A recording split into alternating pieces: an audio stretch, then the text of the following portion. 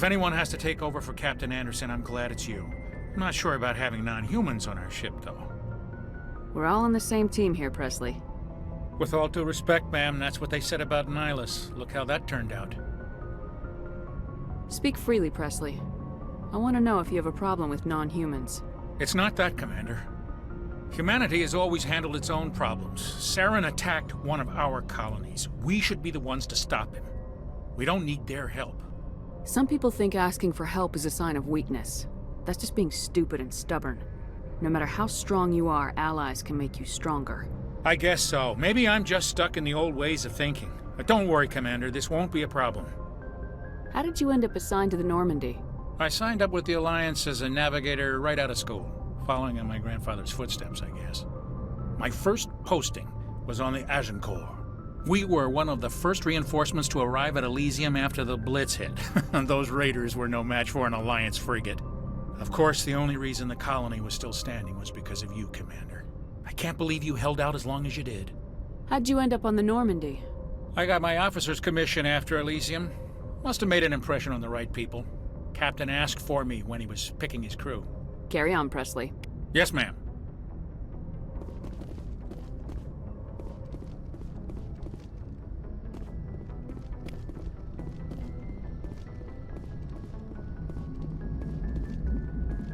I prefer gold to silver, you know, for my medal. I figured you'd recommend me for one since I, pulled your boots out of the fire. If we present you with a medal, you'll end up sitting on stage listening to politicians make speeches for a couple of hours. That's a good point. They'd probably make me shave, too. I spent the last 7 weeks working on this baby. No medal's worth that. So, Commander, why don't you tell me why you're really here? How's the Normandy performing? Is she everything they said she'd be? She's the best ship in the fleet. If you've got a pilot who knows how to handle her. Balance isn't what you'd expect. Takes a while to get used to that oversized drive core we got stuffed in the back, and her power can sneak up on you if you're not careful. The Normandy's probably too much ship for your average Alliance pilot, Commander. Lucky for you, I'm anything but average. I like to know my crew. Mind if I ask you a few questions? I can see where this is going. You did a background check on me, didn't you? Well, I'll tell you the same thing I told the captain. You want me as your pilot. I'm not good. I'm not even great. I am the best damn helmsman in the Alliance fleet. Top of my class in flight school, I earned that. All those commendations in my file, I earned every single one. Those weren't given to me as charity for my disease. What are you talking about? Are you sick? You mean you didn't know? Oh, crap. Okay, I've got Vrolich syndrome, brittle bone disease. The bones in my legs never develop properly. They're basically hollow, too much force and they'll shatter. Even with crutches and my leg braces, it's hard to get around. One wrong step and crack! It's very dramatic. But I've learned to manage my condition, Commander. Put the Normandy in my hands and I'll make her dance for you. Just don't ask me to get up and dance unless, you like the sound of snapping shin bones. Why does everyone call you Joker? It's a lot shorter than saying Alliance Flight Lieutenant Jeff Moreau. Plus, I love to make little children laugh. I was just thinking how much you remind me of Santa Claus. Look, I didn't pick the name. One of the instructors in flight school used to bug me about never smiling. She started calling me Joker, and it stuck. Why didn't you ever smile? Hey, I worked my ass off in flight school, Commander. The world's not gonna hand you anything if you go around grinning like an idiot. By the end of the year, I was the best pilot in the academy, even better than the instructors, and everybody knew it. They'd all got their asses kicked by the sickly kid with the creaky little legs. One guess who was smiling at graduation? I have to go. All right, see ya.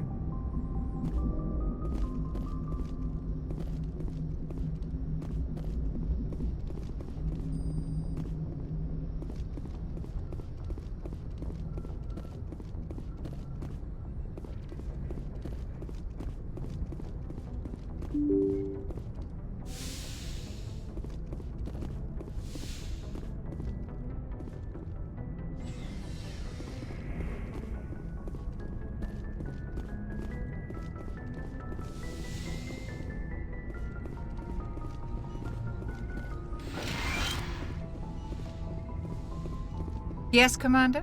Is there something you need? How did you end up serving on an Alliance ship? I enlisted right out of med school. Earth always seemed boring to me. Too safe. too secure. I figured the colonies were teeming with exotic adventure. I wanted to travel the stars, tending the wounds of tough soldiers with piercing eyes and sensitive souls. Turns out military life isn't quite as romantic as I'd imagined. But humanity needs the Alliance if we want to keep expanding through the Traverse, and the Alliance always needs good doctors. So I stayed on to do my part. Ever think you made the wrong choice? Sometimes I think about opening a private practice back on Earth, or maybe taking a position at one of the new med centers out in the colonies. But there's something special about working on soldiers. If I left the Alliance now, I'd feel like I was abandoning them. How well do you know the Lieutenant? I'd never worked with him before this mission. But he has an impressive service record, over a dozen special commendations. Tends to keep to himself, though. Maybe because of the headaches. It's not easy being an L2. What does that have to do with it? Well, most biotics now use the L3 implants. Lieutenant Alenko was wired with the old L2 configuration. Sometimes there are complications. What kind of complications? Severe mental disabilities, insanity, crippling physical pain. There's a long list of horrific side effects. Caden's lucky. He just gets migraines. I should go. Goodbye, Commander.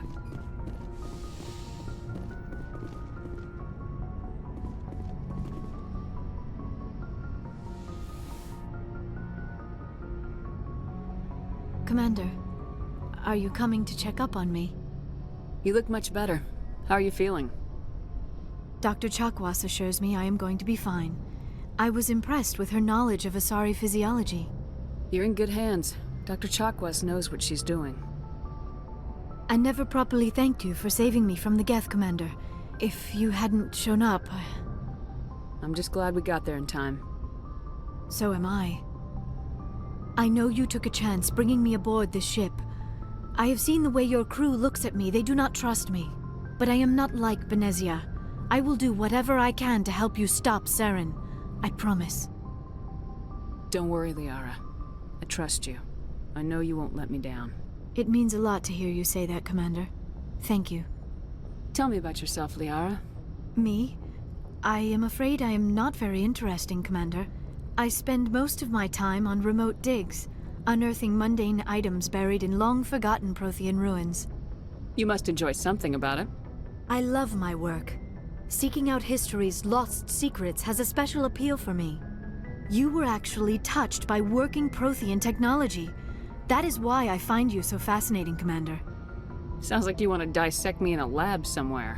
What? No! I did not mean to insinuate. I never meant to offend you, Shepard. I only meant that you would be an interesting specimen for an in-depth study. No, that's even worse. Calm down, Liara. I was only joking. Joking? Oh, by the goddess, how could I be so dense? You must think I am a complete and utter fool. Now you know why I prefer to spend my time in the field with data disks and computers. I always seem to say something embarrassing around other people. Please, just pretend this conversation never happened. Do you know why Benezia joined up with Saren? I don't understand it. She was always outspoken about the need for the Asari to become more involved in shaping galactic events. Maybe she thought allying herself with Saren would somehow be for the greater good in the long run. At least I hope so. This hurts you, doesn't it? None of this makes any sense to me. I have not spoken to Benezia in many years, but I know her, and this was not like her. Something changed. I'd like to know more about the Asari. We were the first species to discover the Citadel. We were instrumental in forming the Council, and we always strive to be the voice of peaceful cooperation in galactic disputes. My people believe we are all part of a single galactic community. Each species contributes something to the greater whole. Although we seek to understand other species, it seems few of them seek to understand us. The galaxy is filled with rumors and misinformation about my people. Like what? Most of the inaccuracies are centered around our mating rituals. My species is monogendered. Male and female have no real meaning for us. We still require a partner to reproduce. This second parent, however, may be of any species and any gender. I don't understand. Your species can mate with anyone? Mating is not quite the proper term, not as you understand it. Physical contact may or may not be involved, but it is not an essential element of the union. The true connection is mental. Our physiology allows us to meld with other beings. We can touch the very depths of their minds. We explore the genetic memory of their species. We share the most basic elements of their individual and racial identities. We then pass these traits on to our daughters. It is how we learn to grow as a species and how we develop a greater understanding of other races. What happens to your partner after the union? Every relationship is different. Some unions are a single encounter with both parents parting ways afterwards. Others can be more long-term. Sometimes an Asari and her partner will stay together for many decades. Do you know who Matriarch Benezia chose as her partner? She rarely spoke of her partner. Though I know my father, if you want to use that term, was another Asari. I thought you always needed another species to serve as one of the parents. Think about it, Shepard. If we were not able to mate with our own species, we would have died out long before we ever mastered spaceflight and left our homeworld. Union with our own kind is no longer common, not for the purposes of reproduction. Most Asari believe it weakens our species. Asari daughters inherit racial traits from the father species. If both parents are Asari, then nothing has been gained, or so conventional wisdom would hold. I am what is sometimes called a pureblood. Though no Asari would ever be cruel enough to say the word to my face, it is a great insult among my people. It is possible Benezia's partner was embarrassed by their union. She may have been too ashamed to publicly acknowledge me as her offspring. Maybe she wanted to meet you but couldn't. Something could have happened to her. Maybe she passed away. You might be right. I hope you are. But I have no way to know for sure. Benezia never spoke of her partner. Whatever happened, it caused her too much pain to dwell on it. She raised me by herself, though that is not uncommon. Many Asari raise their children alone, particularly if the father species is short-lived. Often the partner will pass on long before the child reaches maturity. You Asari live for 1,000 years. What happens when your partner dies? Few sapient species live as long as my kind. We have learned to take a philosophical approach to our unions.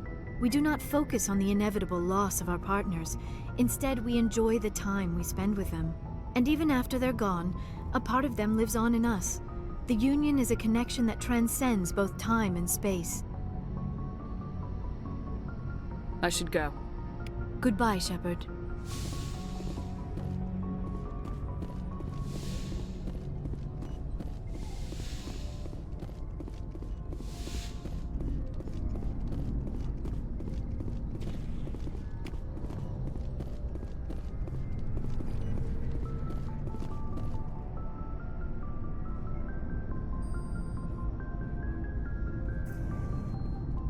Commander, do you have a minute?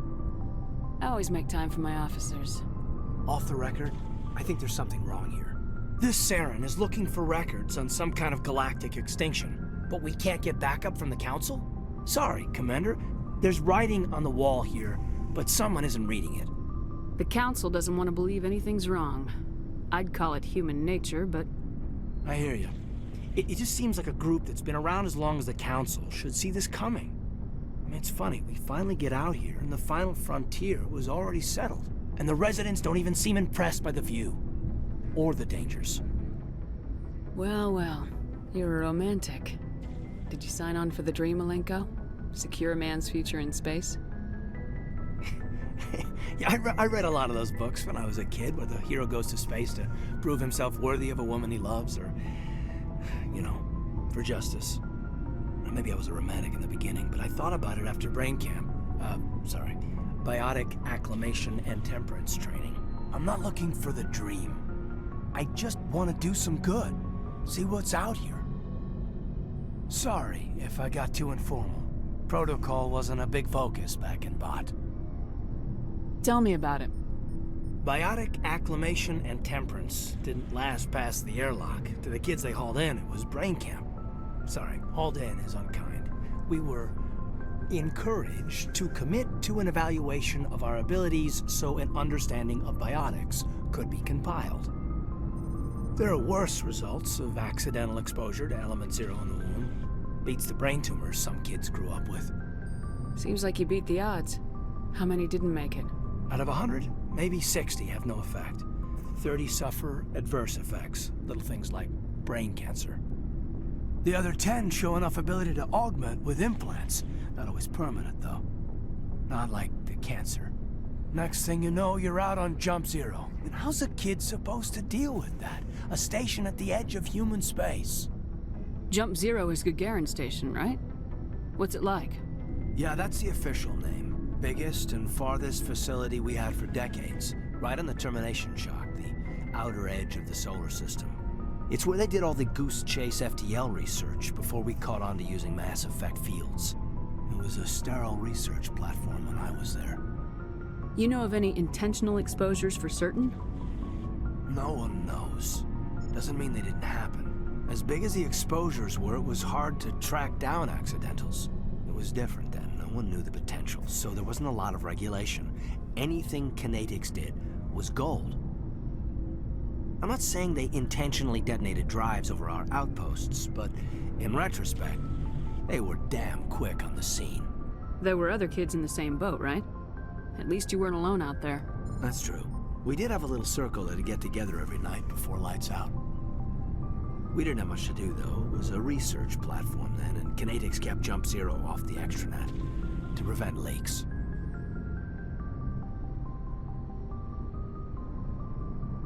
Jump Zero's a long way from home. What was it like? The grand gateway to humanity looks a lot better in the vids. Anyway, this was supposed to be a casual debrief, not a bull session about stuff that happened years ago. We have to depend on each other in combat. I like knowing what kind of man I have at my back. I understand, ma'am. I won't let you down. You, make a habit of getting this personal with everyone? Of course, but I don't enjoy it with everyone.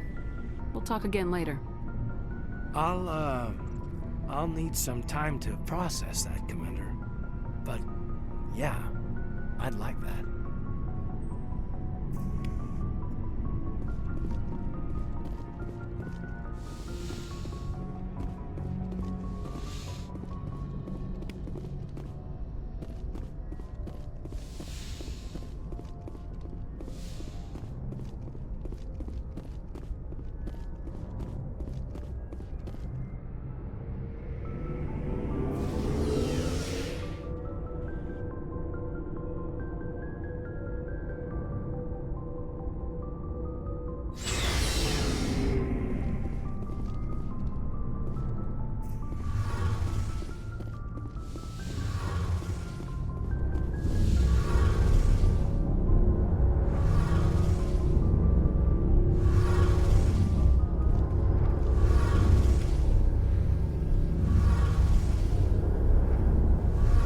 Hey, Commander, you know that Quarian, Tali?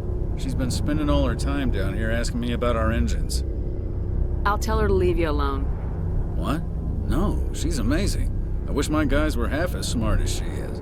Give her a month on board and she'll know more about our engines than I do. She's got a real knack for technology, that one. I can see why you wanted her to come along. I figured she'd be a real asset to the team. You got an eye for Tali, Commander, but I'm guessing that's not why you came down here. Fill me in on the IES stealth system. How does it work exactly? You can't hide a ship out in space. They emit too much heat and radiation. Too easy for sensors to pick them up, unless you find a way to capture those emissions. So our stealth systems trap the energy we give off in storage sinks built into the ship itself. No emissions to give away our location. Eventually the sinks have to be vented. More than a few hours silent running and they overheat. Cook us inside our own hull. There's no way for anyone to detect us? A visual scan can still pick us up. Anyone looking out a window can see us plain as day. But you have to be pretty close to get an actual visual out in space. Most vessels rely on scanners. As long as the stealth systems are engaged, they can't see us. Not unless we accelerate to FTL speeds. Why doesn't it work with faster-than-light travel? Cranking up to FTL blue shifts our emissions, pushes them into frequencies too high to capture in the sinks. As soon as we make the jump, it's like setting off a flare. Sensors can pick up our location whenever we enter or exit FTL flight, but for short-range missions, our stealth systems are amazing, and we've got the only one. I want to know more about the Normandy. She's the best ship I've ever served on, probably the fastest vessel ever designed, and she's the only one using the new Tantalus drive core. What's so special about the Tantalus drive core? Proportionally, It's about twice the size of any other vessel. Not only are we faster, we can run at FTL speeds longer before we have to discharge the core. Where else have you served, Adams? If you name a class of Alliance ship, I've probably served on it. Everything from dreadnoughts and carriers right down to frigates like the Normandy. My last assignment was on the Tokyo, only a cruiser, but she was a good ship. Couldn't hold a candle to the Normandy, though. Carry on, Adams. Aye, aye, Commander. Your ship's amazing, Shepard. I've never seen a drive core like this before. I can't believe you were able to fit it into a ship this small. I'm starting to understand why you humans have been so successful. I had no idea Alliance vessels were so advanced. The Normandy's a prototype, cutting-edge technology. A month ago, I was patching a makeshift fuel line into a converted tug ship in the flotilla. Now, I'm sitting on board one of the most advanced vessels in Citadel space. I have to thank you again for bringing me along. Traveling on a vessel like this is a dream come true for me. I had no idea you found ship technology so interesting. It comes with being a Quarian. The migrant fleet is the key to the survival of my people. Ships are our most valuable resource. But we don't have anything like this. We make do with cast-offs and second-hand equipment. We just try to keep them running for as long as we can. Some of the fleet's larger vessels date all the way back to our original flight from the Geth. I can't believe your fleet's still using ships that are 3 centuries old. They're constantly being repaired, modified, and refitted. They aren't pretty, but they work. Mostly. We've tried to make ourselves as independent as possible on the flotilla, grow our own food, mine, and process our own fuel. But some things we just can't make on our own. A patch to maintain the hull integrity requires raw materials we just don't have. That's why our pilgrimages are so important. Tell me about your people. Our lives aren't easy. Resources are scarce, and we are constantly on the move. Everything we do must in some way contribute to the continuation of the migrant fleet.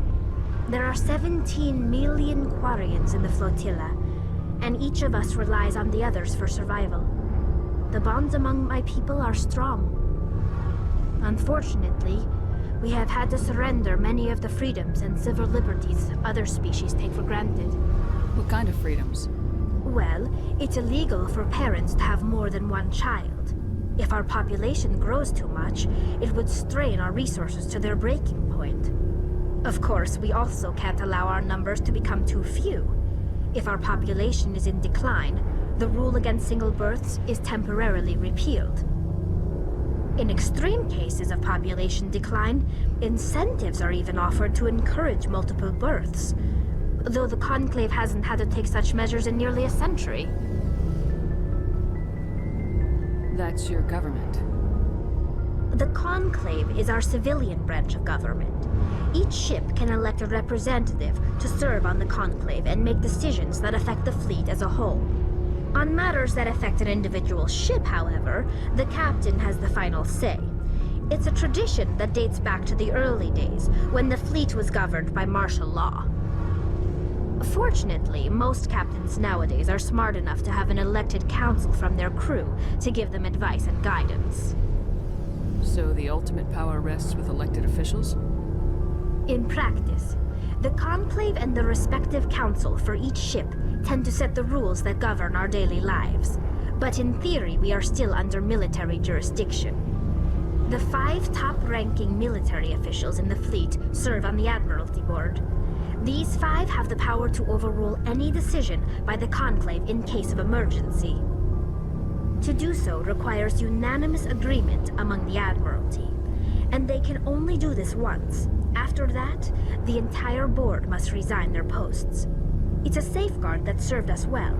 In nearly 3 centuries, the Admiralty Board has only overruled the Conclave 4 times. I want to know more about the Geth. I doubt I can tell you anything you don't already know. It's been almost 3 centuries since they drove my people into exile. All I know is the story of their origins, what they were when we created them, and how they turned on us. Interesting. The Geth were originally created to serve as an automated manual labor force. Initially, their intelligence was as limited as any VI. Over time, we made small modifications to their programming to allow them to perform more varied and complex tasks, bringing them closer and closer to true AI status. How come the Council didn't step in and stop you? This wasn't true AI research. We may have been skirting the bounds of the law, but we never did anything that was actually illegal. The changes were so insignificant, so gradual, that we were able to control them. Or so we thought. But one thing we underestimated was the power of the neural network. A million Geth thinking simultaneously created an inherently unstable matrix. What made them rebel? As we built more and more Geth, their effective intelligence became more sophisticated, more abstract. One day, a Geth began to ask its Quarian overseer questions about the nature of its existence. Am I alive? Why am I here? What is my purpose? As you can imagine, this caused a near panic among my people. What did you do? It was inevitable the newly sentient Geth would rebel against their situation. We knew they would rise up against us, so we acted first. A general order went out across all Quarian-controlled systems to permanently deactivate all Geth. The Geth responded to this order violently. Hey, you can't blame them for fighting for their survival. We had no other choice. The Geth were already on the verge of revolution. By acting quickly, we had a chance to end the war before it began. The hope was that most of the Geth would still be little more than machines, incapable of organized resistance.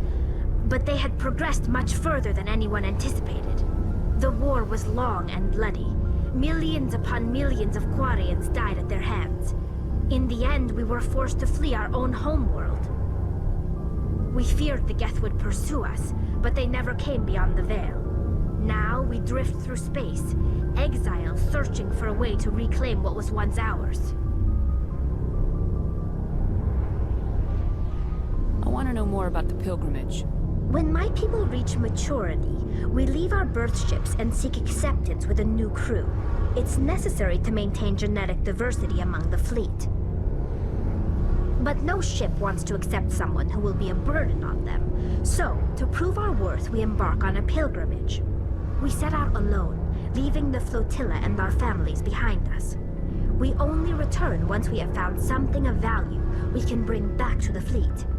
This is presented as a gift to the captain of the respective ship we wish to join. If the gift is accepted, we are welcomed into the crew. I can't believe they just send you off alone. It's not like they just cast us out. Before we leave, we are given lessons in how to survive outside the flotilla, and given gifts to help us on our journey. We also receive implants to fight off sickness and disease. Generations of living in an isolated and highly controlled environment have left our immune systems weaker than most. By the time we leave the fleet, we are well equipped for the pilgrimage. This is a rite of passage for all Quarians. If it were dangerous, our numbers would suffer. Virtually every pilgrimage ends with a triumphant return and the ritual presentation of the gift to one of the fleet's captains. Can a captain choose to reject the gift?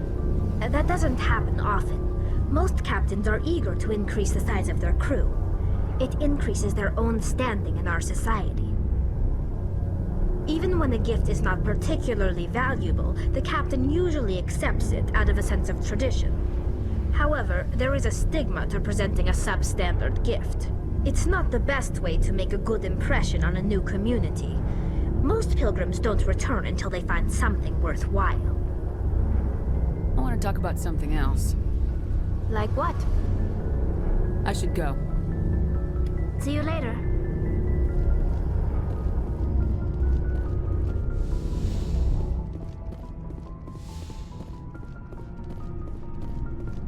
Hey, Commander.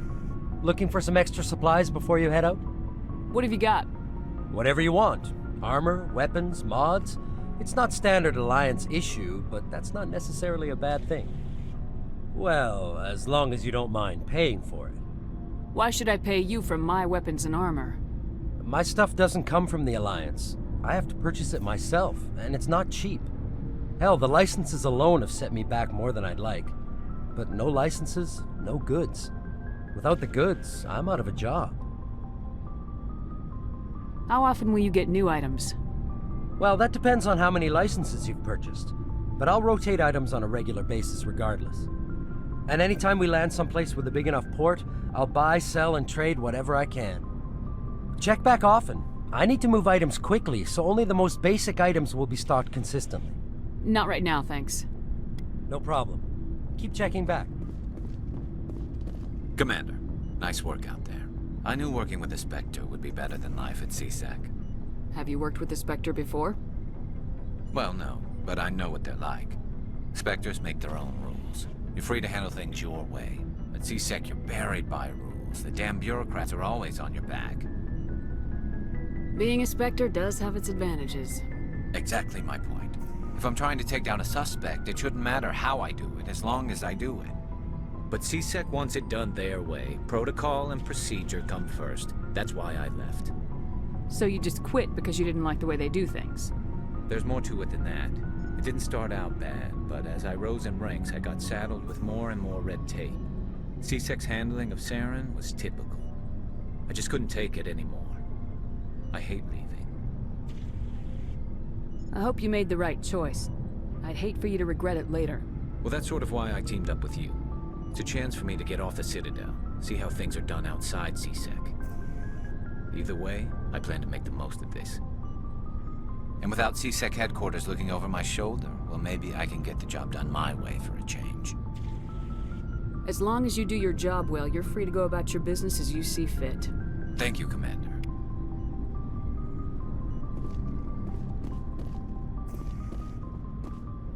Shepard, what can I do for you? What's your story, Rex? There's no story. Go ask the Quarian if you want stories. You Krogans live for centuries. Don't tell me you haven't had a few interesting adventures. Well, there was this one time the Turians almost wiped out our entire race. That was fun. I heard about that. You know, they almost did the same to us. It's not the same. It seems pretty much the same to me. So your people were infected with a genetic mutation? An infection that makes only a few in 1,000 children survive birth? And I suppose it's destroying your entire species? I suppose it isn't all the same. I don't expect you to understand, but don't compare humanity's fate with the Krogan. I was just making conversation. I wasn't trying to upset you. Your ignorance doesn't upset me, Shepard. As for the Krogan, I gave up on them long ago. The genophage infected us, but it's not what's killing us.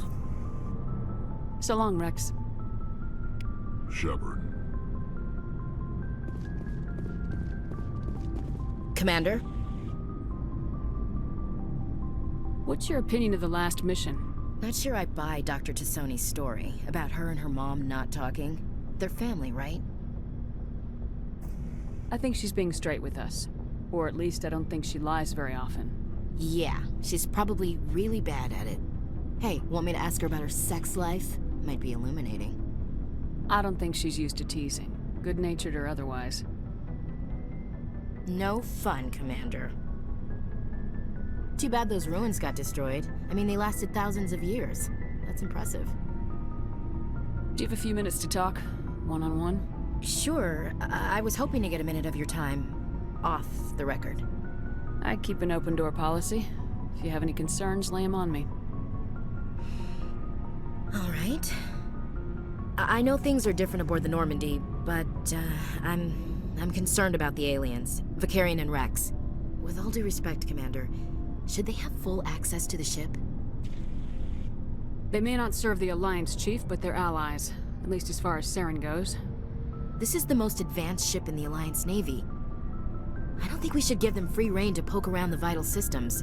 Engines, sensors, weapons. You don't trust the Alliance's allies? I'm not sure I'd call the Council races allies. We... humanity, I mean, have to learn to rely on ourselves. Standing up for ourselves doesn't mean standing alone. I don't think we should turn down allies. I just think we shouldn't bet everything on them staying allies. As noble as the council members seem now, if their backs are against the wall, they'll abandon us. I don't see that as inevitable.